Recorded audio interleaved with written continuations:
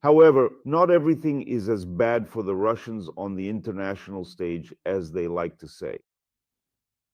Orban, Fico, along with the ideologically close Czech Prime Minister Andrej Babiš, have recently made the decision to join forces and work together, forming within the European Union what can be described as a sort of an anti-Ukrainian, pro-Russian triad or alliance. And as might be expected, their intention is, of course, to cause trouble, create difficulties, and stir up problems within the EU. Oh, everyone sighs about something, and I sigh about the fact that the era of the tolerant ones is over.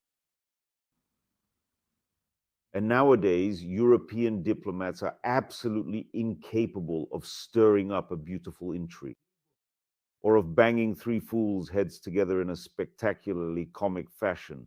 If only the legendary French diplomat Charles Maurice de Talleyrand were alive today, then without a doubt, within just a single week, Robert Fico would have most certainly bitten Viktor Orban's head off in a dramatic and unforgettable display of political maneuvering. His sickly testicle. And the Czech Babish would have smashed Robert's skull with a fire extinguisher. Old Charles Maurice, he knew how. He was a virtuoso at pitting any friends and like-minded people against each other if their alliance threatened France in any way. And then there was Disraeli, the Earl of Beaconsfield, too.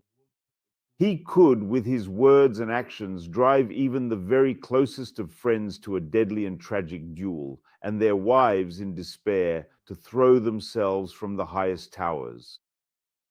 In other words, the diplomats of that era pulled off intrigues that set kings against each other and gave ministers strokes. Now, the absence of Disraeli and Talleyrand is felt especially keenly. This SDE, organized by Fico, Orban, and Babiš, SDE, stands for the Union of Europe's Idiots. There's simply no one decisive enough to destroy it. Of course, European foreign ministers, they're not as dumb as Lavrov, but still, they're not capable of much. And those Kremlin trilokis have joined hands. And now they will systematically push their master Putin's interests in the EU. To seriously mess things up and cause real trouble, they, in general, can't do it.